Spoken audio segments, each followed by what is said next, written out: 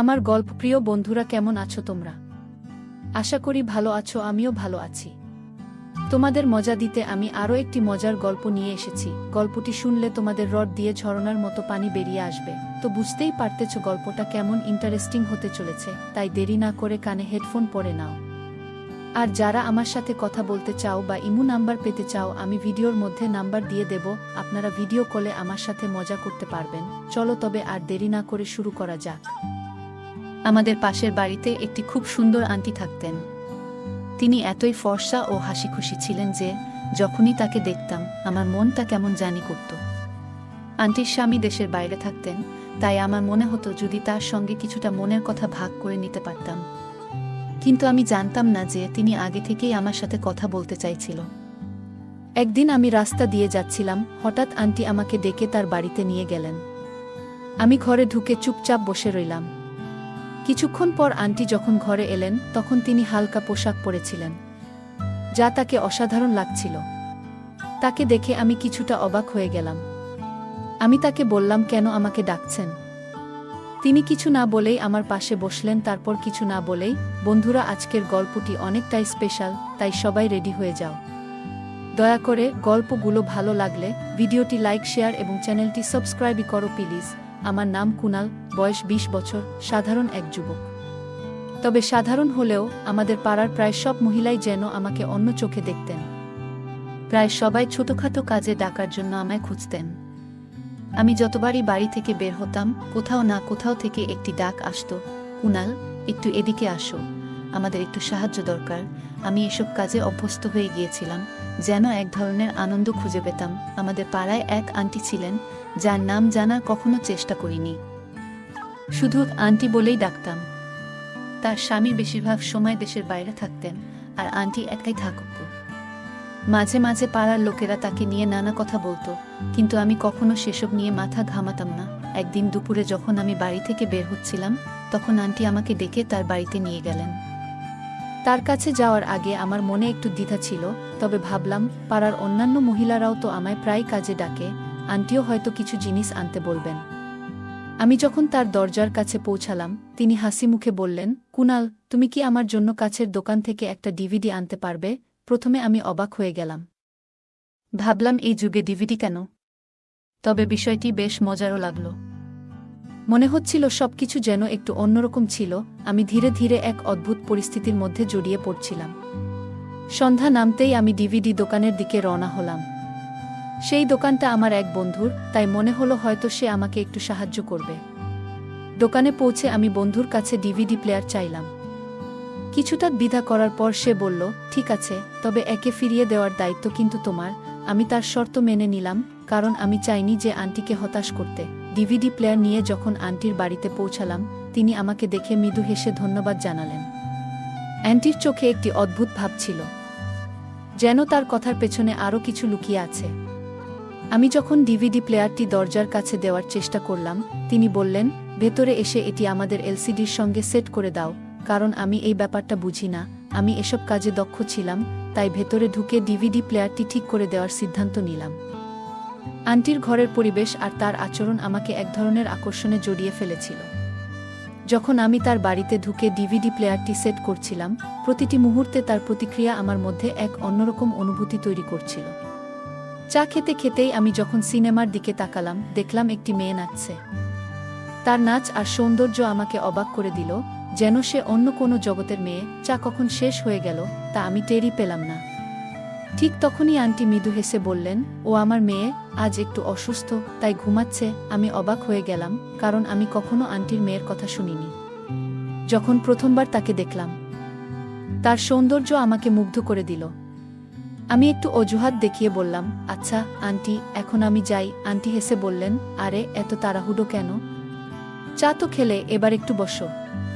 আমি কোনো উত্তর না দিয়ে উঠে বাড়ির দিকে রওনা হলাম। কিন্তু বাড়ি ফিরেও আমার মন পুরোপুরি সেই মেয়েটির ভাবনায় ডুবে গেল। আন্টির মেয়ের চেহারাটা যেন বারবার আমার সামনে ভেসে উঠছিল। আমি ভাবতে লাগলাম, আন্টির মেয়ে এত সুন্দর, তাহলে আগে কখনো তাকে দেখিনি কেন? বাড়ি ফিরে পড়াশোনায় মন দেওয়ার চেষ্টা করছিলাম, কিন্তু বারবার সেই মেয়েটির হাসিমাখা মুখ আর তার সরলতা আমার চিন্তায় ভেসে উঠছিল। আমি বুঝতে পারছিলাম আন্টির বাড়িতে যাওয়ার মানে শুধু তার সঙ্গে দেখা করা নয়, তার মেয়েরও একটা আকর্ষণ ছিল। পরের দিন যখন আমি বাইরে যাচ্ছিলাম, হঠাৎ আন্টির কথা মনে পড়ল। আমি জানতাম না কবে আবার তার সঙ্গে বা তার মেয়ের সঙ্গে দেখা হবে, কিন্তু এক জিনিস নিশ্চিত ছিল, এবার আমি আরও বেশি উৎসাহী হয়ে পড়েছিলাম তার বাড়িতে যাওয়ার জন্য।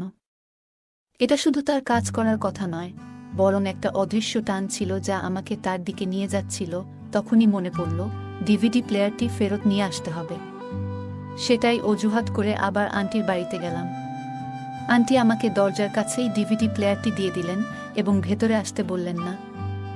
আমি কিছুটা হতাশ হয়ে গেলাম, কারণ হয়তো অপেক্ষা করছিলাম কখন আবার তার বাড়িতে ঢোকার সুযোগ পাব এবং সেই সুন্দরী মেয়েটিকে দেখতে পাব। অবশেষে কয়েকদিন পরে আবার আন্টি আমাকে ডাকলেন, বাবা, আমাদের মেশিনটা ঠিকভাবে কাজ করছে না, একটু দেখে দাও তো। আমি তৎক্ষণাৎ তার বাড়িতে গেলাম। মেশিনটি পরীক্ষা করে দেখলাম ভেতরে একটি কাপড় আটকে আছে। কাপড়টি বের করে মেশিনটি চালু করলাম এবং সেটি আবার কাজ করতে শুরু করল। এটা দেখে আন্টি খুশি হয়ে বললেন, ধন্যবাদ, তুমি ঠিক করে দিলে। ঠিক হয়েছে, এবার কাপড় ধোয়ার কাজটা করতে হবে। বলার পর আন্টি বললেন, এখন আমার মেয়ের ওঠার সময় হয়েছে। আমি যখন উঠতে যাচ্ছিলাম, আন্টি বললেন, আরে বসো, তোমার জন্য কিছু খাবার নিয়ে আসছি। কিছুক্ষণ পর তিনি চা আর বিস্কুট নিয়ে এলেন। আমি ভাবতে শুরু করলাম, আন্টির মেয়েও তো এই বাড়িতেই থাকে, কিন্তু তাকে এখনো দেখিনি। মনে মনে আগ্রহ বাড়ছিল তাকে একবার দেখার জন্য। আমি তাকে বেশ কয়েকদিন আগে দেখেছিলাম, কিন্তু কখনো সামনাসামনি দেখা হয়নি। ভাবছিলাম, যখন আন্টি এত সুন্দর, তার মেয়ে তো আরো সুন্দর হবে। তখনই আন্টি বললেন, তুমি একটু বসো, আমার মেয়েটা এই আসবে, তোমার সঙ্গে আলাপ করিয়ে দেব। ঠিক সেই সময় তার মেয়ে ঘর থেকে বেরিয়ে এলো। সম্ভবত সে জানতো না যে আমি এখানে আছি, তাই কোনো ওড়না ছাড়াই বেরিয়ে এলো। তাকে দেখে আমার চোখ বড় হয়ে গেল, যেন এক পরী আমার সামনে দাঁড়িয়ে আছে। তার ভেজা চুল দেখে মনে হলো সে এখনই স্নান করে এসেছে। সে একটি গোলাপি রঙের পোশাক পরেছিল, যা তাকে একেবারে অপ্সরার মতো লাগাচ্ছিল। আমি তাড়াতাড়ি উঠে দাঁড়ালাম। আন্টি তার মেয়েকে বললেন, এটা আমাদের প্রতিবেশী কুনাল, খুব ভালো ছেলে, অনেক কাজে সাহায্য করে আমাকে। এটা শুনে তার মেয়ে আমাকে একটু দেখে নিল এবং আবার নিজের ঘরে চলে গেল। আন্টি বললেন, ও অপরিচিতদের সঙ্গে বেশি কথা বলে না, ছোট বয়সেই অনেক কষ্ট পেয়েছে ও। এরপর কথায় কথায় আমি তার স্বামীর কথা জানতে চাইলাম। এই প্রশ্নে তিনি কিছুটা অস্বস্তি বোধ করলেন, একটা দীর্ঘশ্বাস নিলেন, তারপর বললেন, উনি গত 10 বছর ধরে বিদেশে আছেন, তবে কখনো আর ফিরে আসেননি। উনি প্রতি সপ্তাহে টাকা পাঠান, তাই আমাদের কোনো কিছুর অভাব হয় না। আন্টি বলতে শুরু করলেন, তবে আমার একটাই মেয়ে আর আমার স্বামীও বিদেশে আছেন, তাই বাড়িতে একজন পুরুষের উপস্থিতি সবসময় মিস করি। যদি আমাদের বাড়িতে এমন একজন থাকতো যে সব বাইরের কাজগুলো করে দিত। তার কথাগুলো বলার সময় মুখে এক ধরনের অসহায়ত্ব দেখা যাচ্ছিল। কেন জানি না, সেই মুহূর্তে তার জন্য আমার মনে খুব মমতা জন্মালো। তাই আমি বললাম, আপনি চিন্তা করবেন না, যখনই কোনো কাজের দরকার হবে আমাকে ডেকে নেবেন। আমি সবসময় সাহায্য করতে প্রস্তুত। আমার প্রচুর সময় আছে, আমাকে আপনি নিজের মতোই ভাবতে পারেন। আমার কথায় আন্টি খুব খুশি হলেন। এরপর থেকে আমি প্রায়ই আন্টির বাড়ির আশেপাশে ঘোরাঘুরি করতে শুরু করলাম, আর তিনিও বাইরে এসে দাঁড়াতেন। যখনই তিনি আমাকে দেখতেন তখনই বলতেন, কুনাল, একটু এদিকে এসো, আমাকে আটা এনে দাও, বা একটু দুধ নিয়ে আসবে। আমি সবসময় দ্রুত তার কাজগুলো করে দিতাম। একদিন আন্টি আমাকে ডেকে বললেন, কুনাল, একটু বাজার থেকে সবজি নিয়ে আসো, মেয়ের জন্য বিশেষ কিছু রান্না করতে ইচ্ছা করছে। আমি তৎক্ষণাৎ বাজারে গেলাম। সবজি নিয়ে ফিরে আসার সময় দেখলাম তার মেয়ে রান্নাঘরে ছিল। সে চুপচাপ রান্না করছিল, তার প্রতিটি কাজ খুব যত্নশীল আর শান্তভাবে করছিল। আমাকে দেখে হালকা একটা হাসি দিল, যা আমার মন ছুঁয়ে গেল। সে খুবই কম কথা বলতো, কিন্তু তার চোখগুলো যেন অনেক কিছু বলে দিত। একদিন আমি যখন আন্টির বাড়িতে গেলাম, তিনি আমাকে চায়ের জন্য ডেকে নিলেন। বললেন, কুনাল, আজ তোমার জন্য বিশেষ চা তৈরি করেছি, এসো বসো। আমি তার সঙ্গে বসলাম এবং আমরা নানা বিষয়ে গল্প করতে থাকলাম। আন্টি এখন তার পরিবার এবং নিজের জীবনের গল্প বলতে শুরু করলেন। তিনি জানালেন তার মেয়ের নাম তানিয়া, আর সে তার বাবার খুব কাছের ছিল। যখন তার বাবা বিদেশে চলে গেলেন, তখন তানিয়া তাকে অনেক মিস করত এবং ধীরে ধীরে নিজেকে গুটিয়ে নিতে শুরু করল। আন্টির কথা শুনে তানিয়ার প্রতি আমার সহানুভূতি আরও বাড়ল। আমি তার জীবনের কঠিন সময়গুলো বোঝার চেষ্টা করছিলাম। একদিন আমি তাদের বাড়ির সামনে দিয়ে যাচ্ছিলাম, তখন এক মিষ্টি কণ্ঠ আমাকে ডাকল, কুনাল, একটু এখানে আসবে? আমি তাকিয়ে দেখি সেই ডাক তানিয়া দিয়েছিল। আমি তার কাছে দৌড়ে গেলাম। তানিয়া বলল, আজ মা অসুস্থ, তাই দয়া করে একটু দুধ নিয়ে আসতে পারবে? এটা শুনে আমি তৎক্ষণাৎ দোকানে গিয়ে দুধ কিনে আনলাম। বাড়িতে ফিরে দরজায় টোকা দিলাম, তানিয়া দরজা খুলল। আমি বললাম, দুধ নিয়ে এলাম, এই নাও। তখন তানিয়া একটু হেসে বলল, দয়া করে ভিতরে এসে দুধটা হাতে দিয়ে যাও। আমি ভেতরে ঢুকলাম, তারপর সে বলল, মায়ের পাশে একটু বসে থাকো। আমি আন্টির ঘরে গিয়ে দেখি তিনি বিশ্রাম নিচ্ছেন। কিছুক্ষণ পর তানিয়া আমাকে জিজ্ঞেস করল, কুনাল, চা খাবে? তার স্বরে এমন কিছু ছিল যার কারণে আমার মুখ থেকে শুধু কি শব্দটি বেরোল, কারণ আমি কিছুটা নার্ভাস ছিলাম। তবে তার মুখে একটা অদ্ভুত হাসি ছিল যার মানে আমি বুঝতে পারলাম না। কিছুক্ষণ পর সে চা নিয়ে ঘরে ঢুকল এবং বলল, আমার মা তোমার অনেক প্রশংসা করছিলেন। তুমি আসলে কি করো? আমি উত্তরে বললাম, সারাদিনই অবসরেই থাকি। এটা শুনে তানিয়া হেসে উঠল। আমি লক্ষ্য করলাম সে যখন হাসে তখন তাকে আরও সুন্দর দেখায়। তারপর হঠাৎ তার মুখটা একটু বিষণ্ণ হয়ে গেল। আমি চা খাওয়ার সময় আমি ভাবিনি যে ও এতটা কাছে এসে বসবে। ও হঠাৎ আমার হাতটা ধরল এবং বলল, কুনাল, তুমি কাজ কেন করো না? তার এই কথায় আমার চোখে পানি চলে এলো। আমি বললাম, আমার বাবা মা মারা গেছেন, আমি দিনে দুবেলা খাবার পাই, তাই আয় করে আর কি করব? এটা শুনে সে রেগে গিয়ে উঠে দাঁড়াতে লাগল।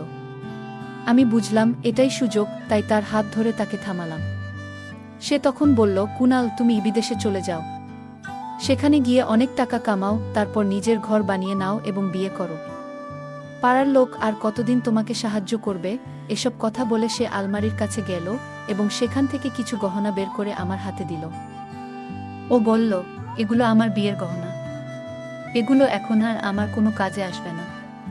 তুমি এগুলো ধার হিসেবে নাও, বিদেশ থেকে ফিরে এসেই ফেরত দিও। কথাগুলো বলে সে চোখ বন্ধ করল। তার মুখে এক ধরনের অদ্ভুত শান্তি ছিল। আমি তখনই সিদ্ধান্ত নিলাম, এবার আর তাকে না করব না। আমি সেই গহনাগুলো নিলাম এবং বললাম, তোমার এই উপকার আমি কোনোদিন ভুলব না। এটা শুনে সে বলল, এটা উপকার নয়, ভালোবাসা। ভালোবাসার প্রতিদান কেউ দিতে পারে না। তুমি আমার মায়ের জন্য অনেক কিছু করো, তাই মা কিছুটা শান্তি পায়। এজন্যই আমি তোমাকে সম্মান করি। না হলে কখনোই আমি আমার গহনা কারো হাতে তুলে দিতাম না। তার এই কথাগুলো আমার হৃদয়ে ঝড় তুলে দিল। আমি কখনো ভাবিনি যে ও আমাকে এতটা বোঝে এবং এতটা বিশ্বাস করে।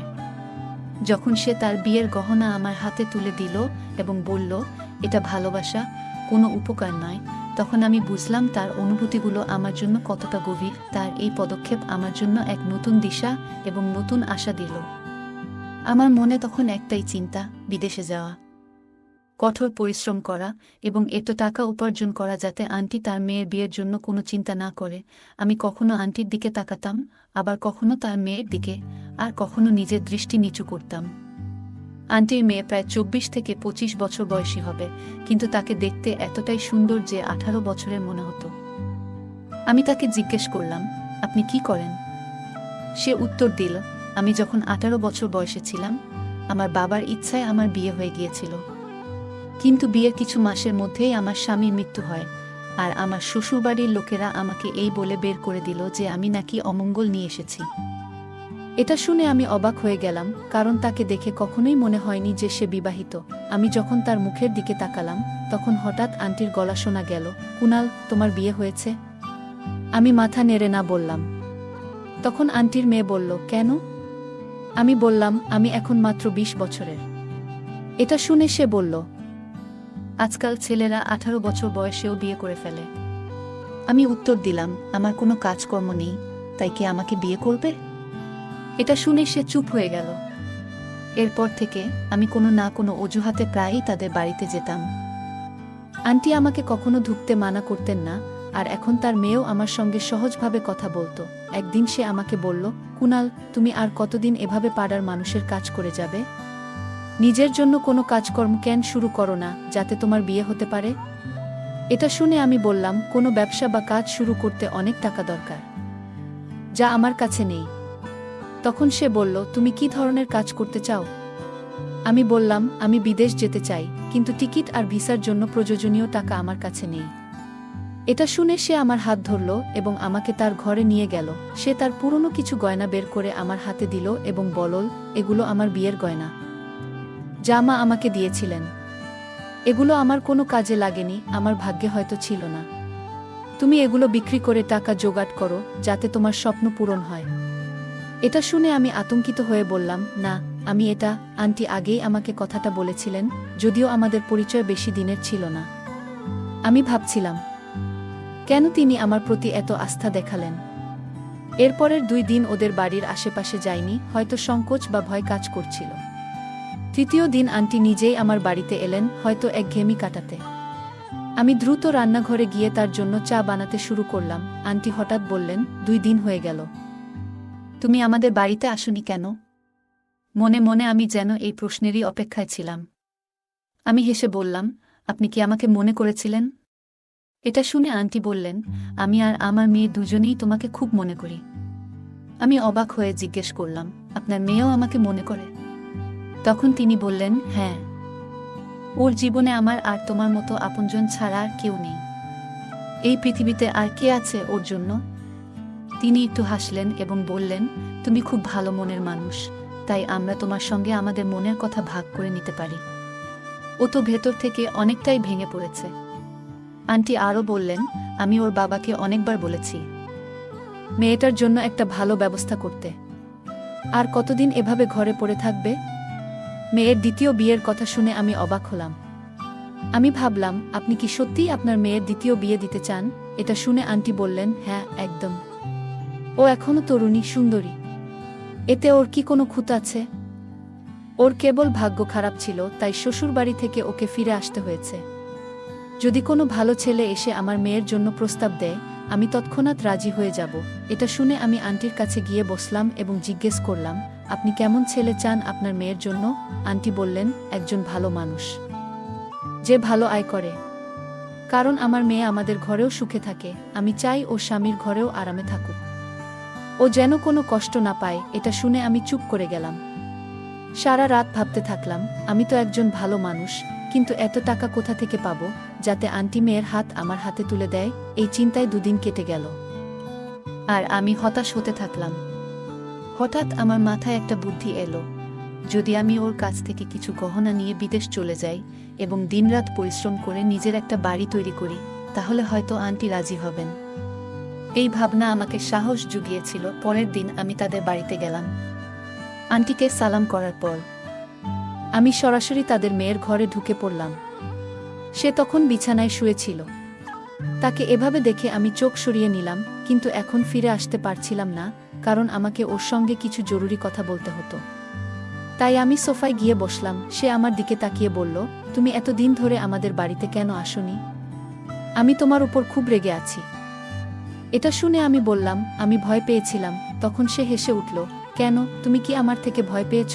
এটা শুনে আমি চুপ হয়ে গেলাম। সে বিছানা থেকে উঠে এসে সোফায় বসল। তাকে এত কাছাকাছি দেখে আমি নার্ভাস হয়ে গেলাম। আমার কপালে ঘাম জমতে লাগলো। আমি ভেবেছিলাম, আমার চেয়ে ভালো কেউ তানিয়ার জন্য হতে পারবে না। কিন্তু এটা এত সহজ ছিল না। বিদেশে যেতে হলে আমাকে ভিসা আর প্রচুর টাকার প্রয়োজন ছিল। এজন্য আমাকে একটা পরিকল্পনা করতে হতো। সেদিন আন্টির বাড়ি থেকে বের হয়ে আমি সরাসরি আমার বন্ধুর কাছে গেলাম, যার ভাই বিদেশে কাজ করত। আমি কিছু টাকা দিয়ে বললাম, আমার বিদেশে যাওয়ার ব্যবস্থা করো।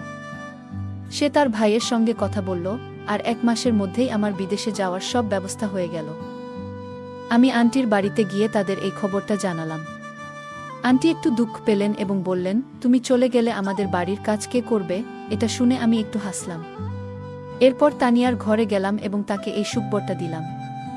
সে অনেক খুশি হলো এবং বলল, কুনাল, মন দিয়ে কাজ করো। আমি মুচকি হেসে বললাম, মন দিয়ে কাজ করব না, কারণ আমি তো আমার মন এখানে রেখে যাচ্ছি।